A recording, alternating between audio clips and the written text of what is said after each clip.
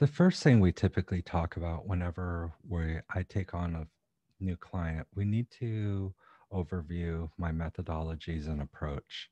The first thing we tend to look at is we actually look at safety for humans in the household, visitors, general public, other animals in the household and general public, and then the individual animal themselves. They need to both be physically safe and emotionally safe.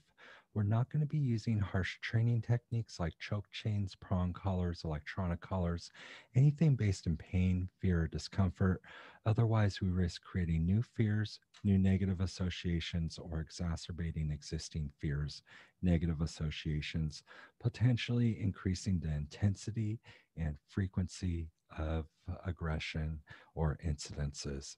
Next, we need to look at management. Management setting up the environment and situations for success where they're not going to be practicing the undesired behaviors. The more they practice these undesired behaviors, the more likely they'll happen in the future. They become a pattern, habit, ritual that they get into, and it ends up becoming very self reinforcing. It gets the animal to feel like they're getting what they need and want when they need and want it. The less they practice these undesired behaviors, the less likely it'll happen in the future.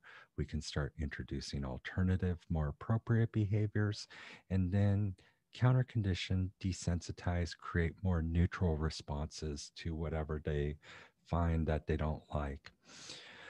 Whenever we're looking at changing behaviors, we need to look at the underlying drivers that are driving the behaviors rather than just the outward signs, symptoms, manifestations of those underlying drivers.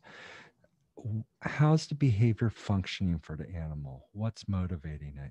Is it fear, overexcitement, lack of impulse control, frustration tolerance, lack of mental physical enrichment, or potentially can there be a medical driver? One of the most overlooked causes of aggression is pain. There's also sleep disturbances, nutritional elements, and a host of other medical conditions that we'll want the veterinarian to rule out for us. And this will clear the way for the actual behavior modification process where we're starting to train alternative, more appropriate, more socially acceptable behaviors. So we once we rule out medical, we look at what's driving the behavior. Usually it's a combination of multiple issues. We give the animal the tools to help meet those needs in a more socially appropriate fashion. And then we educate the humans on how to help guide the dog, create a path of least resistance to help meet those needs.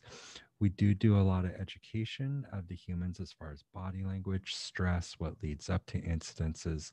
This allows you to turn those situations into training opportunities rather than situations that you avoid at all costs.